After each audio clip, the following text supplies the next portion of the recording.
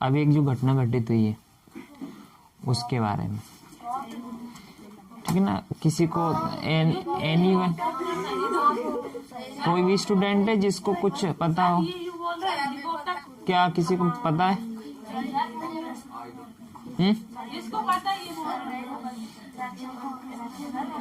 है इधर से किसी को आइडिया है क्या? इधर से पीछे वालों में से किसी को आइडिया? उधर इधर से किसी को आइडिया? बीच वालों में से किसी को आइडिया है क्या?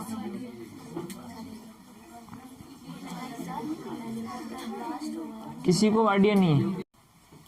उस पर भी आपको मजाक सूझ रहा है। ये मजाक बहुत बड़ा डेंजर साबित हो जाता है कभी कभी अपने स्वयं के लिए भी।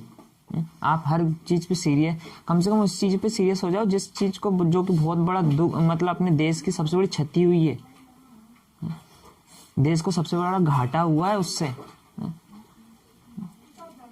अभी यही किसी को आइडिया नहीं है क्या हुआ क्या नहीं है, बस दांत निकाल रहे हो, आए हुए जब से दांत निकालने में लगे हुए हो।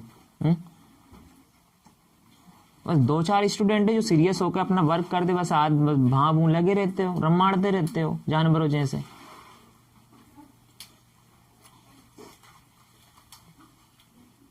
कभी सीरियस होकर भी तो आपने सोच लिया करो।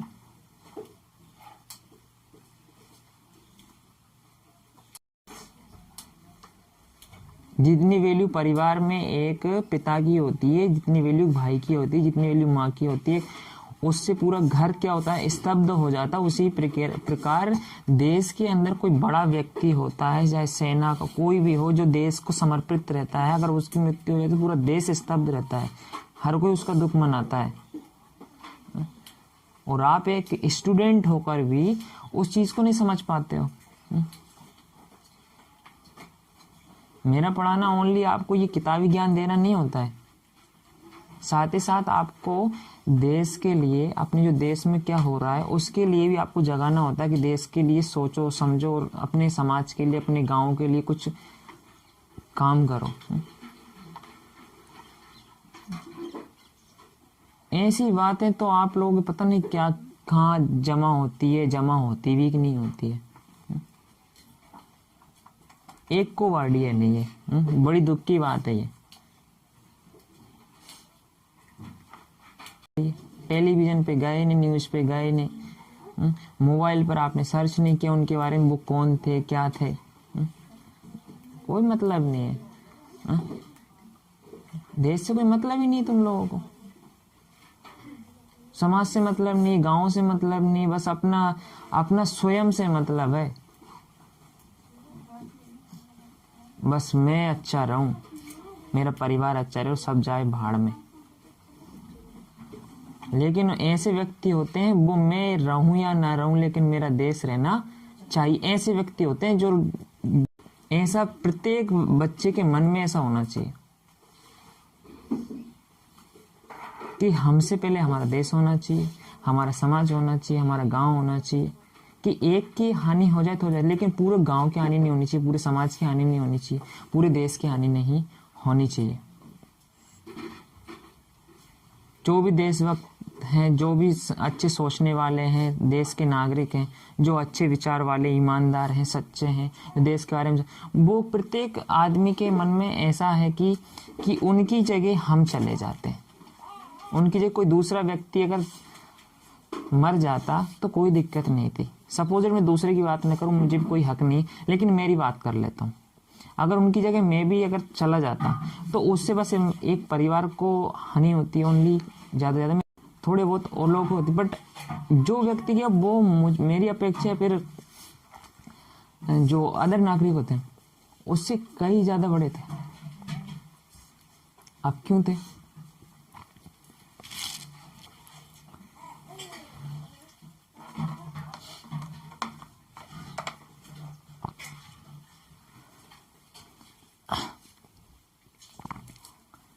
अपना परिवार होता है, अपने परिवार में जो सब कुछ करता है, इंतजाम करता है परिवार को सुरक्षा करने का, कमाता है, सब कुछ करता है, तो एक परिवार फैमिली मेंबर जो होता है वो उसके बारे में क्या करता है, मन में क्या होता है, कुछ होता है ऐसा कर। तो इसी प्रकार पूरा देश भी इसी वक्त ऐसे ही महसूस कर रहा है। क्यों कर रहा है कि उसने हमारे देश को, जो व्यक्ति है, बहुत ऊंचाइयों तक पहुंचा है, रक्षा के क्षेत्र में, सम्मान के क्षेत्र में।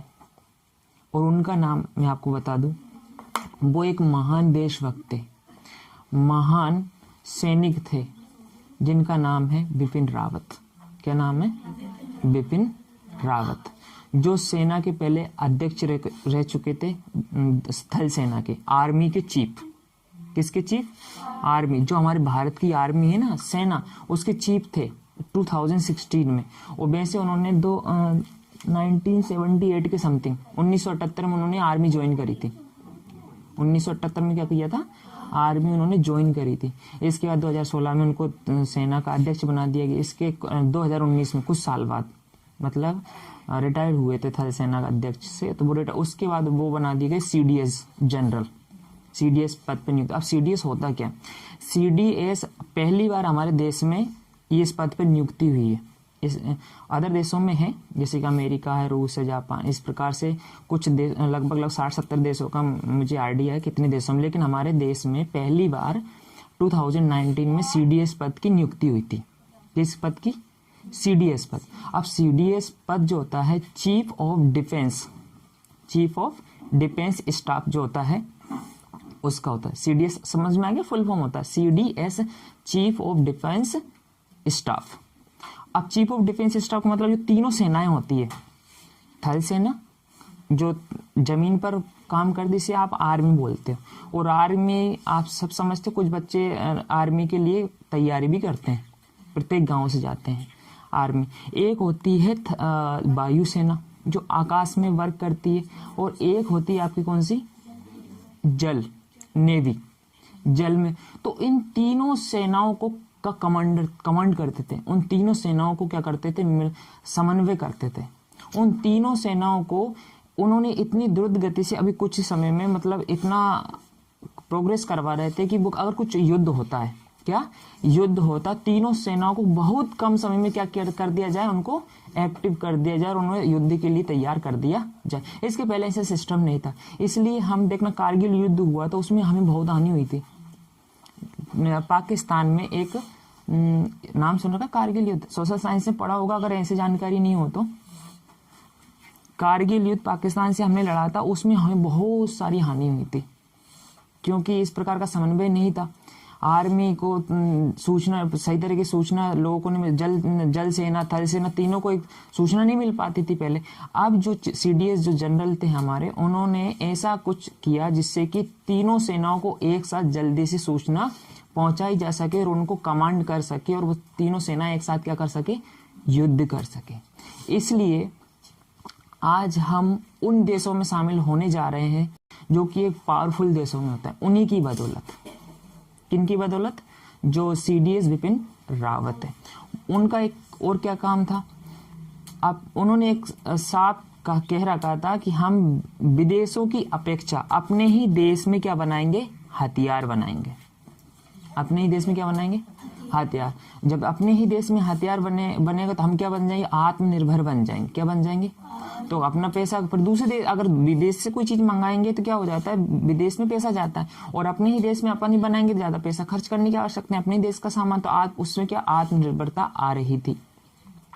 और साथ ही साथ वो बड़े अड़िग रहते थे। उन्होंने बोल रखा था, भैया अगर दुश्मन देश, हम दुश्मन देश से पहले आक्रमण नहीं करेंगे, पहले गोली भी नहीं चलाएंगे, लेकिन अगर उधर से गोली आएगी हमारी तरफ, तो हम गोलियों की गिनती भी नहीं करेंगे हमारी तरफ से जब चलाएंगे। तो इतना वो डरा के रखते थे अपने दुश्मनों को। चाहे पाकिस्तान और आप चाइना, दोनों बहुत डरते थे सबसे ज्यादा। जब से उन्हें सीडीएस की नियुक्ति हुई थी, तब पाकिस्तान और चाइना सबसे ज्यादा डरे हुए थे और विश्व में हमारी ख्याति फैलती जा रही थी।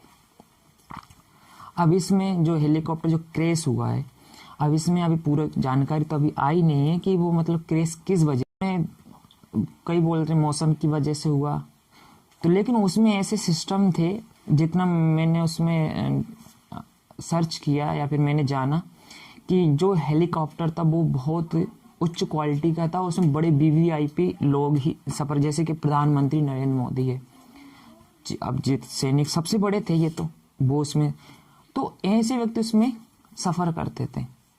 और आप समझ सकते हैं इनकी सुरक्षा कितनी होती है, बहुत बड़ी सुरक्षा होती है। फिर भी वो क्रैश हो गया। अब इसका कारण अभी पता नहीं चल रहा है किस कारण से हुआ। अब मौसम के कारण, कई लोग बोलते हैं मौसम के कारण से थोड़ा कम इसलिए लग रहा है क्योंकि उसमें जो सिस्टम लगा होता है हेलीकॉप्टर में, वो पहले से पढ़ लेता है कितनी दूर जो मौसम है वो खराब है या नहीं। अगर किसी प्रकार की उसको होती है तो वो वापस मुड़ जाता है, वापस क्या हो जाता है, मुड़ जाता है। अब क्यों नहीं मुड़ा, वो किस कारण से, कोई इमरजेंसी रही होगी और वो उस कोहरे खाने में क्या हो गया, घुस गया। कोहरा जानते हो ना, उस कोहरे में घुस गया। अब कोहरे में घुसने के बाद वो नियंत्रित नहीं हो पाया और एक तमिलनाडु का कोई स्थान है कन्नूर, क्या है, कन्नूर, वहां पे जाके उन स्थान पेड़ पौधे थे, वहां पर जाके वो ऐसे जाके गिरा, उसमें आग लग गई थी। आग लगने के बाद आप समझ सकते हो विस्फोट हो गया। उसमें क्या हुआ, इतना विस्फोट हुआ जिसका अपन कल्पना नहीं कर सकते। उसमें 14 सैनिक थे, अधिकारी थे, सैनिक भी थे और अधिकारी भी थे। उसमें बिपिन रावत जी भी थे, सीडीएस जनरल, उनकी पत्नी भी थी मधुलिका।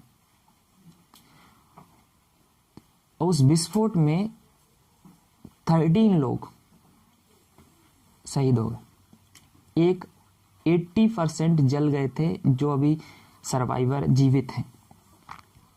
कितने लोग, 13 लोग। अब समझ सकते हैं कि 13 लोग हमारे मिलिट्री के जवान थे, अधिकारी थे, कितना बड़ा लॉस देश को हुआ है। अब इससे हमें तो बहुत सारा लॉस हो गया क्योंकि करोड़ों इसमें क्या लग जाता है, पैसा लग जाता है। क्यों लग जाता है, बहुत सारी ट्रेनिंग करनी पड़ती है। और चलो वो तो हम ट्रेनिंग करवा के ले लेंगे, लेकिन ऐसा दिमाग वाला व्यक्ति ला पाना क्या हो जाता है, बहुत ही मुश्किल होता है। उनके पास बहुत ही तरीके टेक्निक थी, सूझबूझ थी। जैसे पहले हमारे सुभाष चंद्र बोस थे, उनके पास जैसे टेक्निक ही नहीं थी, वो भी सेना के लिए बहुत काम, उनको भी ऐसे हवाई जहाज दुर्घटना में क्या कर दिया गया, शहीद हो गए थे। अपने सारा भाई जो वैज्ञानिक थे, 2 होमी जागी बाबा, इस प्रकार से इनका भी कोई पता नहीं, इनका भी मतलब पहले इसी प्रकार से असम में डेथ हो गई थी। लाल बहादुर शास्त्री थे, इनकी भी डेथ हो गई। अब ये इनकी डेथ, जिन्होंने भी हमारे देश को बदलना चाहा, हमारे देश को मतलब एक सही दिशा में बदलना चाहा, उनकी हमेशा असमय ऐसे ही मौत हुई है। इसलिए हमारे देश को मतलब ऐसी क्षति हुई जिसकी कुछ कल्पना भी नहीं की जा सकती। आपने अगर देखा होगा उस टाइम पे नरेंद्र मोदी अध्यक्षता कर रहे थे, एक मीटिंग कर रहे थे, उसी टाइम पे जब उनकी शहीद मतलब डेथ हुई थी, उसके बाद में आप उनकी मुद्रा को देखते या फिर देखना अभी जाके, वो किस प्रकार से उनका चेहरा था और वो किस प्रकार से अपने आव भाव रिएक्ट कर रहे थे, अपने हाथों को उनको ऐसे जकड़ रखा था कि उनसे कुछ छीन लिया गया जबरदस्ती। बहुत बड़ा देश को हानि हो गई। उन्होंने अपने हाथों को ऐसे पकड़ रखा था कि वो कुछ कह नहीं सकते, क्या मतलब जैसे कुछ अपने मन में क्या कुछ बड़ा सा निर्णय ले रहे हैं।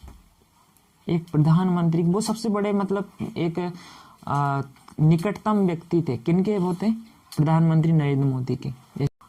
आप लोग, चलो आप अनजान हो, आप इन चीज़ों से अनजान हो, आपके माइंड में इस प्रकार की चीज़ें नहीं आती, क्योंकि कौम है जो मतलब अपने सोशल मीडिया होता है, उस पर ट्विटर होता है, जो फेसबुक होता है, इन चीज़ों पे वो इसका पता क्या कर रहे हैं, खुशियाँ मना रहे हैं।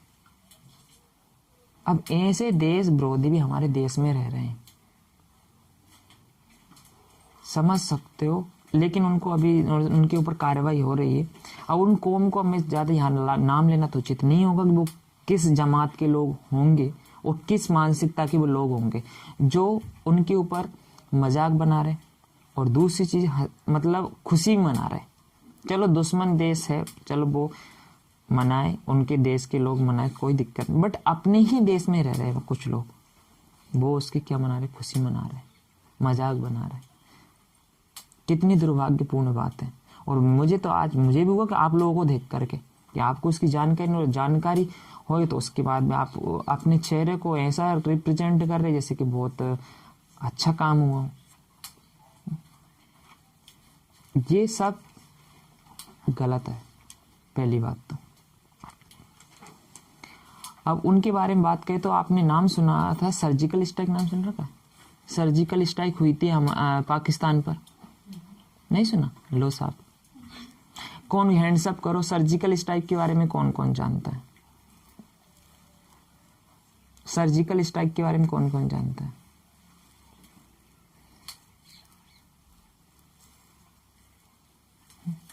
स्कूलों में कहीं सुनी होगी।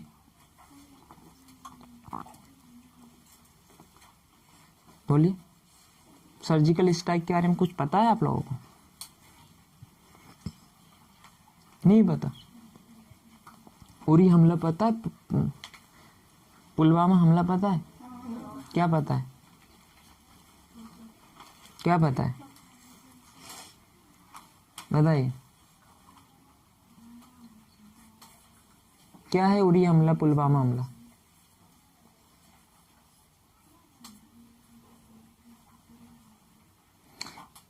बोलो ना।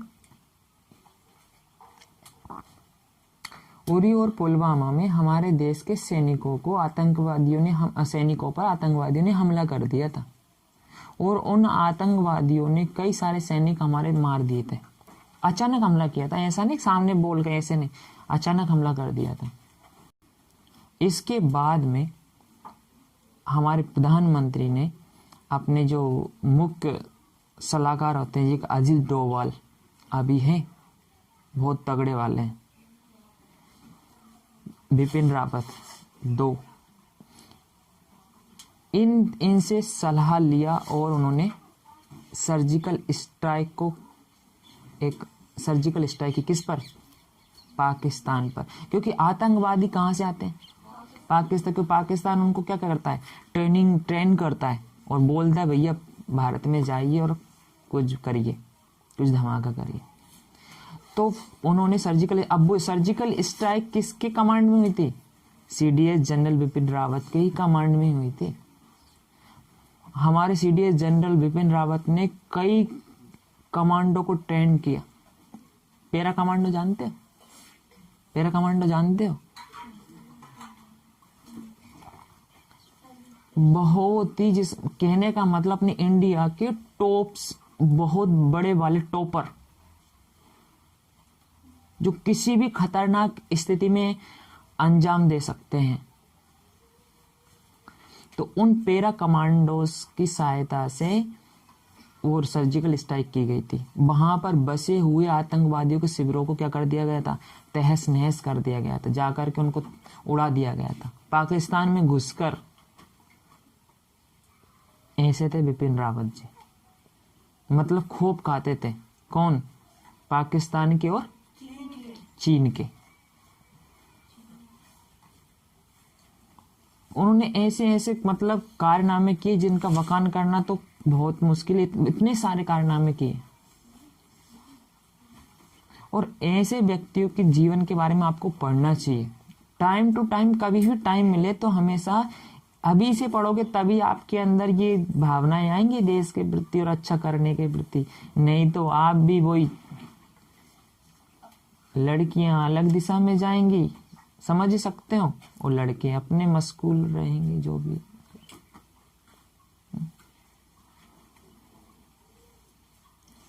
रक्षा मंत्री कौन है? एक महिला है, निर्मला सीतारमण। कौन है? निर्मला सीतारमण। एक को भी याद नहीं है यहाँ पर। निर्मला सीतारमण सबसे पावरफुल लेडी के रूप में शामिल हुई विश्व में, अपने देश की है।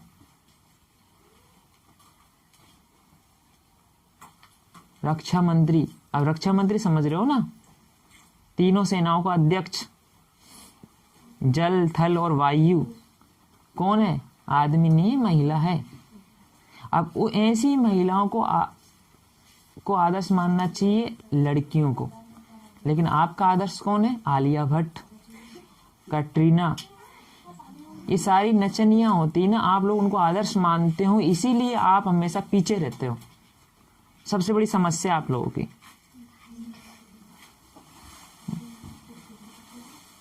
इनकी कोई औकात नहीं है, 2 कौड़ी की वैल्यू है इनकी। अगर आपको अगर अपना आदर्श मानना तो ऐसी महिलाओं को मानो जिससे कि आपका घर परिवार, आपका गांव, समाज और पूरा देश आप पर गर्व करे। और मैं तो लड़कों से बोलता हूँ, भैया आप भी ऐसे ही लोगों को आदर्श माना करो। सुभाष चंद्र बोस है, भगत सिंह है, सरदार वल्लभ भाई पटेल है, ऐसे लोग आप आदर्श माना करो। मेरे स्वामी विवेकानंद है। ये नाचने गाने वालों को आप आदर्श मानते हो, सबसे बड़ा धिक्कार है आप लोगों के ऊपर। कोई सलमान खान को मान रहा है, कोई आमिर खान को मान रहा है, कोई वरुण धवन को मान रहा है, पता नहीं किस किस को आप अपना वो बना लेते हो, जिनकी कोई औकात नहीं है। हाँ, उनमें बहुत अच्छे व्यक्ति, उनको आदर्श मान सकते हैं आप। सोनू सूद है। अच्छा, ये देश की बात सुनता हूँ, वो ना वो सोनू सूद नाम सुन रखा है? एक्टर, हीरो है वो भी, लेकिन वो देश के लिए समर्पित है भाई। देश की बात करता है, अपने राष्ट्र की बात करता है। अक्षय कुमार है, वो अपने देश की बात करता है, राष्ट्र की बात करता है। ये आडंबर नहीं करता, फालतू की एडवर्टाइज नहीं करता है। अपने राष्ट्र के बारे में आप समझ सकते हो, सबसे ज्यादा हेल्प करने वाले व्यक्ति हैं दोनों। करोड़ों रुपए मतलब गरीबों को दे देते हैं और राष्ट्र के लिए सेना को देते हैं। और जहां तक अक्षय कुमार ने तो एक बैंक खाता भी खोल रखा सेना के लिए। सुझाव दिया था मोदी जी को कि कोई व्यक्ति इसमें अपना पैसा डाल सकता सेना के लिए। तो ऐसे व्यक्ति अपने आदर्श होने चाहिए। मैं तो पहले से इन लोगों को मतलब मैं जब भी टाइम रहता है तो मैं इनको पढ़ता हूँ, सुनता हूँ और कुछ करने की कोशिश भी करता हूँ इनको। और मुझे क्या अपने आप थोड़ी कि मुझे मतलब मेरे पापा जी आके सिखाते हैं बेटा ऐसा करना, मम्मी आके सिखाती। मम्मी पापा को इतना आइडिया ही नहीं है भैया, वो पढ़े लिखे नहीं है। हाँ, उन्हें इतना जरूर सिखा रखा है मुझे जब छोटा था तो भैया बुरा मत करना, चोरी मत करना, चुगली मत करना, बेईमानी नहीं करना और ये नशे पत्ते ये इस प्रकार नहीं करना। बस इतना जरूर उनको आइडिया तो जो मुझे सिखा दिया। लेकिन इसके आगे तो अपन को अपना आदर्श मानकर ही क्या करना पड़ेगा, चलना पड़ेगा ना। तो बिपिन रावत जी के बारे में अब तो जानकारी होगी आपको। कौन है ये? CDS general Bipin Rawat, chief और CDS general Bipin Rawat. CDS का मतलब होता है chief of defence staff, chief of defence staff general Bipin Rawat. और इनकी एक और खास बात ये थी कि ये ऊंचाई पर युद्ध लड़ने में एक्सपर्ट थे। ऊंचाई पर लड़ने में, अगर ऊंचाई पर अगर युद्ध होता है तो सबसे ज्यादा एक्सपर्ट यही थे उस लड़ाई में। और आपको बता दूं उनकी उम्र कितनी थी? 63 ईयर थी, 63 साल के थे। मतलब मेरे पापा जी है ना, उस उम्र के थे, समझ सकते हो। और मेरे हिसाब से अगर मेरे उसकी बात करूं आईडी के हिसाब से तो पापा जी की उम्र 60 के समथिंग है, 60 या 61 के समथिंग है ना। वो 63 के थे 2 साल और ही बड़े थे, फिर भी इतना जज्बा रखते थे। सोचो, कांपते थे लोग उनके मारे, उनके दुश्मन। और उन्होंने एक बात कह रखी थी कि हमें दुश्मनों से तो लड़ना ही है, बाहरी दुश्मनों से, लेकिन साथ ही साथ हम अंदर भी दुश्मन होते हैं, उनसे भी क्या होता है, लड़ना पड़ता है। जैसे कि अपने भारी दुश्मन कौन है हमारे देश के? अनु आप बताइए, हमारे देश के भारी दुश्मन कौन है? चलो इधर से बताइए, हमारे देश के भारी दुश्मन पाकिस्तान एंड चीन। बिल्कुल राइट आंसर दिया। पाकिस्तान और चीन हमारे भारी दुश्मन है, लेकिन अंदर भी है दुश्मन। कौन से? जो हमारे देश के विरुद्ध रहते हैं, हमेशा हमारे देश की खाते हैं, देश के विरुद्ध रहते हैं। जब क्रिकेट जीता पाकिस्तान, हमारे देश में कई लोगों ने क्या बनाया, उत्सव मनाया। एक पार्टी है, अब मैं पार्टियों का नाम तो लेना नहीं चाहूंगा, फिर भी मुझे इतनी गुस्सा आती है, पार्टी के लोग उसको समर्थन करते हैं। कुछ पार्टियों के लोग इन चीजों को समर्थन करते हैं। जब क्रिकेट पाकिस्तान जीता हमारे देश से, तो हमारे देश में लोगों ने उसको क्या कर दिया, उत्साह मनाया, और एक दो पार्टी उसमें शामिल भी हो जाती है। नहीं, वो सही किया, वो तो अपना हक है, ऐसा बोलते हैं। हमारे देश में ऐसे लोग गुजरते शहीद होते हैं, और कुछ लोग ट्विटर पे जाके, फेसबुक पे जाके लिखते हैं, मजाक बनाते हैं, और एक पार्टी के लोग उनको समर्थन देने चले जाते हैं, और इसलिए उनकी ऐसी हालत हो रही है इस देश में। तो आप किस दिशा में जा रहे हो अब तो समझ जाओ, धीरे धीरे इन चीजों को समझो। अब मैं क्वेश्चन पूछूंगा सीडीएस जनरल के बारे में, मैंने क्या क्या बताया आपको।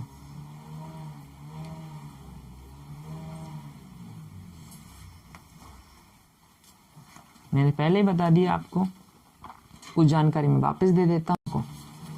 16 मार्च 1958 को उनका जन्म हुआ था, और 1978 में क्या हुआ था, उन्होंने आर्मी को ज्वाइन किया था, और 78 में,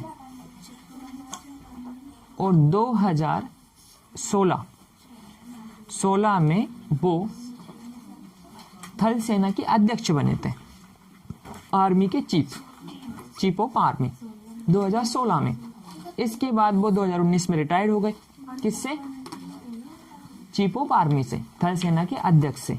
लेकिन 2019 में हमारे देश के प्रधानमंत्री ने सीडीएस पद पर नियुक्ति का ऐलान किया। किनका, बिपिन रावत जी का। सीडीएस पर, सीडीएस क्या होता है, चीफ ऑफ डिफेंस स्टाफ, इस पर किसकी नियुक्ति हुई, बिपिन रावत जी की। और ये कहाँ के थे, उत्तराखंड के थे। कहाँ के थे, उत्तराखंड के थे। इनकी पत्नी का नाम क्या था, मधुलिका था। क्या था, मधुलिका रावत था। ये हमारे एमपी के, जो हमारा मध्य प्रदेश है, शहडोल जिले से बिलोंग करते थे। इनकी ओनली 2 लड़कियां हैं। अब यहां पर मैं इसलिए अटका हूं कि आपका परिवार, हमारा परिवार लड़कियों पर ध्यान बहुत कम देता है, और वो लड़कों पर ध्यान ज्यादा देते हैं। लड़की नहीं होती तो बौछार लगा देते हैं बच्चों की। अब वो लड़का नहीं होता तो लड़कियां होती, कोई दिक्कत नहीं उनको, हमें तो लड़का चाहिए। लेकिन उनकी ओनली 2 ही लड़की हैं, क्योंकि समझदार समझता है कि जब निर्मला सीतारमण, झांसी की रानी जैसी भी जब नाम रोशन कर सकती है, बहुत सारे, अगर लड़कियों का रियल बात बोल रहा हूँ, उनको अगर वो खुद सक्षम इसलिए भी नहीं हो पाती क्योंकि उनको सहारा नहीं मिल पाती, फिर खुद बढ़ना ही नहीं चाहती है, क्योंकि उनका एटमॉस्फेयर ऐसा रखना चाहती है कि बस हमारा एरिया ये है और यही करना चाहेंगे, बस इसलिए भी नहीं बढ़ पाती। अब उनकी उम्र अभी कितनी थी, 63। आज अपन भारत के महान देशभक्त और सच्चे देश प्रेमी बोल सकते हो, और भारत माता के सपूत भी बोल सकते हो, और CDS general, chief of defence staff general Bipin Rawat ji, Tamil Nadu के जो कन्नूर स्थान पर जो हेलीकॉप्टर था उसमें क्या हो गए थे, शहीद हो गए थे। अब डेथ नहीं बोल सकता हूँ, शहीद का दर्जा दिया जाता है, हमेशा ध्यान रखना। उसका अपन को क्या देना है, श्रद्धांजलि देनी है। तो मेरी तरफ से और आपकी तरफ से एक साथ अपन श्रद्धांजलि देंगे, और 1 मिनट के लिए अपन मौन धारण करेंगे, ठीक है। और मन में प्रार्थना करना कि भगवान उनकी आत्मा को शांति दे। ओके, ओम शांति।